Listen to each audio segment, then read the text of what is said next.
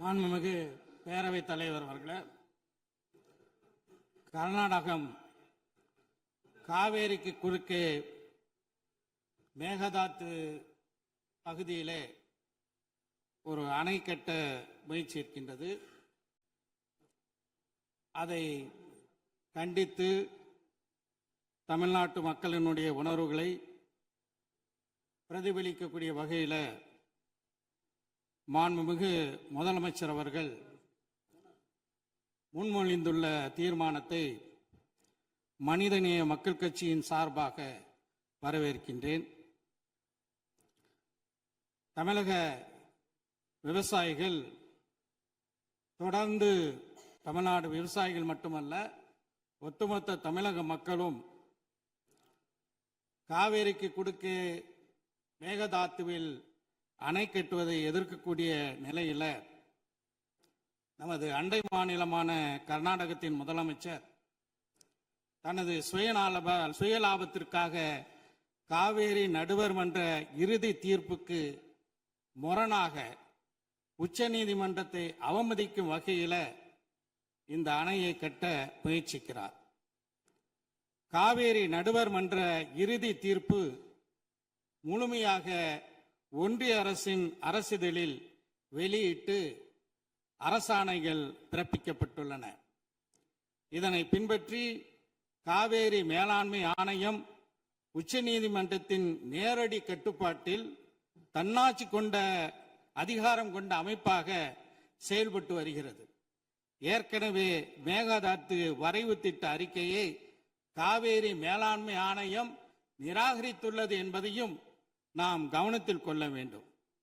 இந்த நிலையில உச்சநீதிமன்றத்தில் வரைவு திட்ட அறிக்கை தயார் செய்ய கொடுத்த வரைவு திட்ட அறிக்கையை தயார் செய்வதற்கு கொடுத்த அனுமதிக்கு தடை விதிக்க வேண்டும் என ஏற்கனவே தமிழ்நாடு அரசாங்கத்தின் சார்பாக சென்ற திராவிட மாடல் ஆட்சியில 2025 நவம்பர் 13 தொடுக்கப்பட்ட அந்த வழக்கை உச்சநீதிமன்றம் தள்ளுபடி செய்துவிட்டது.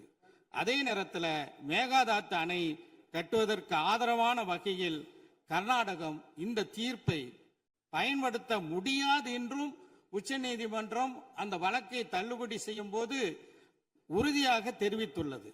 இந்த நிலையில தான் கர்நாடகத்தின் முதலமைச்சர் மத்திய நீர்வளத்துறை அமைச்சரை சந்தித்து தமிழகம் சார்பில் மேகதாத்துக்கு எதிராக போடப்பட்ட வழக்குகள் முழுமையாக தள்ளுபடி செய்யப்பட்ட நிலையில் எங்களுக்கு உடனடியாக அனுமதி வழங்க வேண்டும் என்ற நீதிமன்ற தீர்ப்பை தனக்கு சாதகமாக தவறான வகையில திசை திருப்ப முயற்சி எடுக்கிறார்.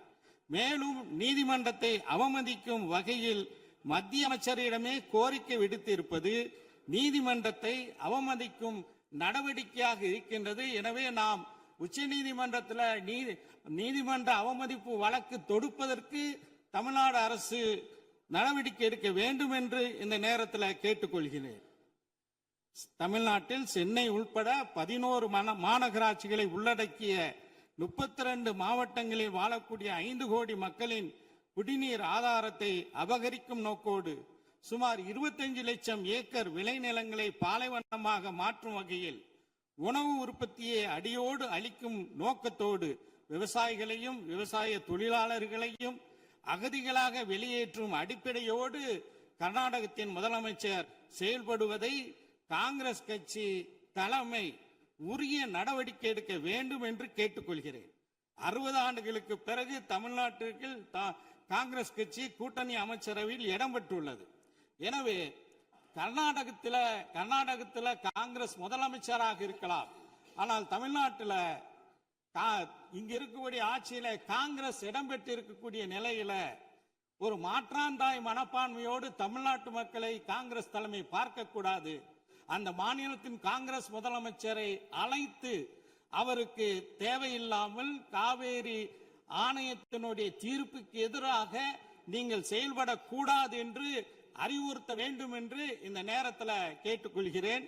நாகப்பட்டினம் உள்ளிட்ட காவேரி டெல்டா மாவட்டங்கள்ல குறுவை சாகுபடிக்கு 12ஆம் தேதி மேட்டூர் அணை திறக்கப்பட வேண்டும். சென்ற ஆண்டு 6.50 லட்சம் ஏக்கரில் குறுவை சாகுபடி மேற்கொள்ளப்பட்டு திராவிட முன்னேற்ற கழக ஆட்சியில அது ஒரு வரலாற்று சாதனையாக இருந்தது. ஆனா தற்போது மேட்டூர்ல 79 அடி தண்ணீர் மட்டுமே உள்ள நிலையில இந்த காவேரி மேலாண்மை ஆணையத்தின் கூட்டத்தில் 19 டிஎம்சி தண்ணீரை கர்நாடகம் விடுவிக்க வேண்டும் என்று மேலாண்மை ஆணையம் கூறிவிட்டது, உத்தரவிட்டுள்ளது. ஆனா அதோடு தன்னுடைய கடமை முடிந்து விட்டது என்று காவேரி ஆணையம் நினைக்க கூடாது. ஒழுங்காக சரியான முறையில் அந்த நீர் நமக்கு வருவதற்காக நடவடிக்கை எடுக்க வேண்டும். எனக்கு முன்னர் உரையாற்றிய நம்முடைய சிபிஐ கட்சியினுடைய உறுப்பினர் மாண்புமிகு ராமச்சந்திரன் அவர்கள் குறிப்பிட்டது போல தமிழ்நாட்டினுடைய முதலமைச்சர் அவர்கள் இது குறித்து அனைத்து கட்சி கூட்டத்தை நடத்தி நேரடியாக நாம் பிரதமர் அவர்களை டெல்லியிலே சந்தித்து தமிழ்நாட்டு மக்களுடைய உணர்வுகளை, தமிழக சட்டமன்றத்தின் இந்த தீர்மானத்தினுடைய உணர்வுகளை எல்லாம் எடுத்துரைத்து காவேரியில் நமக்குள்ள உரிமையை நிலைநாட்டுவதற்கு உறுதியாக இருக்க வேண்டும். நிச்சயமாக இந்த விஷயத்தில் நாங்கள் அனைவரும் இந்த அரசுக்கு உறுதுணையாக இருப்போம் என்று சொல்லி விடைபெறுகின்றேன். நன்றி. கூடாது என்று தெளிவாக கூறப்பட்டிருக்கிறது. உச்ச நீதிமன்றத்துடைய வழிகாட்டலோடு அமைக்கப்பட்ட அதிகாரப்பூர்வமான அமைப்பு தான் காவிரி மேலாண்மை ஆணையம். அதற்கு எதிராக கர்நாடக அரசு செயல்படுகின்ற பொழுது தமிழ்நாடு அரசின் சார்பில் உச்ச நீதிமன்ற அவமதிப்பு வழக்கை நாம் தொடுக்க கடமைப்பட்டிருக்கிறோம் என்பதையும் இந்த நேரத்தில் சுட்டிக்காட்டுகிறேன். அது மட்டுமல்ல, காவிரியுடைய உரிமையை நாம் பேசுகின்ற பொழுது ஒரு மாற்று திட்டத்தை முன்வைக்கின்றோம். மேகதாது என்பது கிருஷ்ணராஜசாகர் அணையிலிருந்து 1000 அடி பள்ளத்தில் இருக்கிறது. அங்கே மேகதாதுவில் அணை கட்டினால் கர்நாடகத்துறை விவசாயமும் பாதிக்கும் என்று கர்நாடக விவசாயிகள் கூறியிருக்கிறார்கள். கர்நாடக விவசாயிகள் மட்டுமல்ல, அது அடர்ந்த வனப்பகுதி என்ற காரணத்தினால சுற்றுச்சூழல் ஆர்வலர்களும் எதிர்த்திருக்கிறார்கள். இந்த நிலையில் நாம் மாற்று யோசனையாக என்ன சொல்கிறோம் என்று சொன்னால், ஐயா காமராஜர் அவர்கள் முதல்வராக இருந்த போது கிருஷ்ணகிரி மாவட்டத்தில் இருக்கக்கூடிய ராசிமணல் அருகே ஒரு அணையை கட்டலாம் என்று அடிக்கல் நட்டினார். அதற்கான ஆதாரம் இப்போதும் ஒகேனக்கலில் இருக்கக்கூடிய தமிழ்நாடு மின்சார வாரிய அலுவலக கட்டிடத்திலே இருக்கிறது. அங்கே அணை கட்டுகின்ற பொழுது 2 மாநில மக்களும் சர்ச்சையின்றி அந்த நீரை பகிர்ந்து கொள்ளலாம். ஏனென்று சொன்னால், அந்த இடதுபுறம் தமிழ்நாட்டில் இருக்கிறது, அந்த அணையுடைய வலதுபுறம் கர்நாடகாவில் இருக்கிறது. 2 மாநில விவசாயிகளும் அவரவர் விருப்பத்துக்கேற்ப நீரை பகிர்ந்து கொள்ளக்கூடிய ஒரு வாய்ப்பை அன்றைய தினம் உணர்ந்த காரணத்தினால்தான் ஐயா காமராஜர் அவர்கள் அதற்கான அடிக்கலை நட்டினார். நாம் கர்நாடகாவுக்கு சொல்ல விரும்புவது, மேகதாதுவில் நீங்க அணை கட்டுகின்ற போது கர்நாடக விவசாயிகளும் பாதிக்கப்படுகிறார்கள், தமிழ்நாட்டு விவசாயிகளும் பாதிக்கப்படுகிறார்கள். அதே சமயத்தில் ஐயா காமராஜர் அவருடைய திட்டத்தின்படி ராசி மணலிலே அணையை கட்டுகின்ற போது 2 மாநில ஒப்புதலோடு புரிந்துணர்வோடு ஒரு அணையை கட்டுகின்ற பொழுது அந்த நதி நீர் கர்நாடக விவசாயிகளுக்கு மட்டுமல்ல, பெங்களூரில் இருக்கக்கூடிய மக்களுடைய குடிநீரையும் தீர்க்கும். தமிழ்நாட்டில தஞ்சை சமவெளி விவசாயிகளுக்கு மட்டுமல்ல, ராமநாதபுரம் தொடங்கி சென்னை வீராணம் குடிநீர் வரை பயன்படுத்தக்கூடிய நம் எல்லோருக்கும் பயனளிப்பதாக இருக்கும். எனவே 2 மாநில மக்களும் நலன் தரக்கூடிய அந்த திட்டத்தை பரிசீலிக்கலாமே தவிர மேகதாதுவில் அணை கட்டக்கூடிய முயற்சி என்பது உச்சநீதிமன்றத்துடைய தீர்ப்புக்கு எதிரானது என்ற அடிப்படையில் இந்த முதல்வர் அவர்கள் முன்மொழிந்திருக்கக்கூடிய இந்த தீர்மானத்தை மனிதநேய ஜனநாயக கட்சியின் சார்பில் வழிமுடிந்து அமருகிறேன். நன்றி. மாண்புமிகு சமூக நீதித்துறை அமைச்சர் அவர்கள்.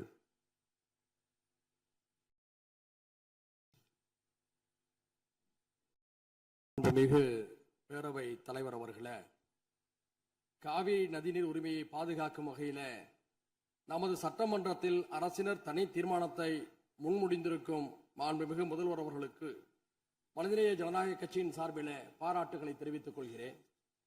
அரசியல் அணுகுமுறைகள், கருத்து வேறுபாடுகள் இவற்றையெல்லாம் கடந்து காவிரி உரிமைக்காக இந்த அவையில் இருக்கக்கூடிய நாம் எல்லோரும் ஒரே அணியிலே இருக்கின்றோம் என்ற உணர்வை வெளிப்படுத்தக்கூடிய கடமை இப்போது இருக்கிறது. அதன் அடிப்படையில் நாம் எல்லோரும் ஓரணியிலே இந்த விவகாரத்திலே சிந்திக்க கடமைப்பட்டிருக்கின்றோம். இந்த உலகம் என்பது 71% நீராலும் 29% நிலத்தாலும் சூழப்பட்டிருக்கிறது. ஆனால் உலகம் எங்கும் தண்ணீருக்கான போராட்டங்கள் கடந்த அரை நூற்றாண்டு காலமாக வலுப்பெற்று வருவதை நாம் பார்க்கின்றோம்.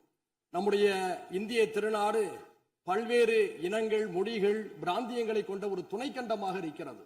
இந்த நாட்டிலே நதிநீர் பிரச்சனைகள் எழுகின்ற பொழுதெல்லாம் ஒன்றிய அரசு தலையிட்டு நீதமான முறையிலே தீர்ப்பை வழங்க வேண்டும் என்று நாட்டு மக்கள் எதிர்பார்க்கிறார்கள்.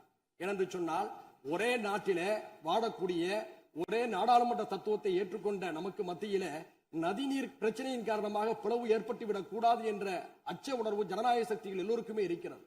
உலகம் முழுக்க பல்வேறு நாடுகளை கடந்து ஒரே நதி பயணிப்பதை பார்க்கின்றோம். உதாரணத்திற்கு வட ஆப்பிரிக்காவை செழுமைப்படுத்திக் கொண்டிருக்கக்கூடிய நைல் நதியை எடுத்துக்கொண்டால் 11 நாடுகளை கடந்து செல்கிறது. எகிப்து, சூடான், உகாண்டா, எதியோப்பியா உள்ளிட்ட நாடுகள் பயன்பெறுகின்றன. அந்த 11 நாடுகளை கடந்து செல்லக்கூடிய அந்த நைல் நதிக்கு மத்தியில பிரச்சனைகள் ஏற்பட்டால் அதை தீர்ப்பதற்காக நைல் பேசின் இனிஷியேட்டிவ் என்ற ஒரு அமைப்பு, நிர்வாக அமைப்பு செயல்பட்டுக் கொண்டிருக்கிறது. பல்வேறு நாடுகளுக்கு மத்தியிலே ஒரு நதி பாய்கின்ற போது அதை தீர்ப்பதற்கு ஒரு கூட்டுக்குழு ஏற்படுத்தப்பட்டு ஒரு ஒருமைப்பாடு நிலைநிறுத்தப்படுகிறது என்று சொன்னால், ஒரே நாட்டிலே பாயக்கூடிய நதிகளுக்கு மத்தியிலே பிரச்சனை ஏற்படுகின்ற போது ஒன்றிய அரசும் அதை சார்ந்தவர்களும் நீதமான ஒரு தீர்ப்பை வழங்க வேண்டும் என்றுதான் நாம் எதிர்பார்க்கின்றோம். அந்த அடிப்படையில் இதே மாமன்றத்தில் 6/12/2018 ஆண்டு அன்றைய அரசு இதே போன்ற ஒரு தீர்மானத்தை மேகதாதுவுக்காக கொண்டு வந்த போது நானும் அதை ஆதரித்து பேசினேன். இப்போதும் அதே பிரச்சனை எழுந்திருக்கிறது. இந்த பிரச்சனை என்பது 4 மாநிலம் தொடர்புடையது என்பதை மறந்துவிடக் கூடாது. கர்நாடகா, கேரளா, தமிழ்நாடு, புதுச்சேரி என்று 4 மாநில மக்களும் இதிலே பயனடைகிறார்கள். இந்த நேரத்தில் கர்நாடக அரசுடைய புதிய முதல்வராக இருக்கக்கூடிய சிவகுமார் அவர்கள் சமீபத்தில் ஒன்றிய நீர்வளத்துறை அமைச்சர் பாட்டீல் அவர்களை சந்தித்து காவிரியின் குறுக்கே மேகதாதுவிலே அணை கட்ட வேண்டும் என்று கூறியிருக்கிறார். இது உச்ச நீதிமன்றம் வழங்கிய தீர்ப்புக்கு எதிரானது. காவிரி மேலாண்மை ஆணையம் இதை நிராகரித்திருக்கிறது என்ற உண்மையை நாம் உணர்ந்து கொள்ள வேண்டும். அவர்களுக்கும் உணர்த்த நாம் கடமைப்பட்டிருக்கின்றோம். இந்த நேரத்தில் நாம் வைக்கக்கூடிய கோரிக்கை என்னவென்று சொன்னால், காவிரி மேலாண்மை ஆணையத்துடைய ஒப்புதலின்றி காவிரியின் குறுக்கே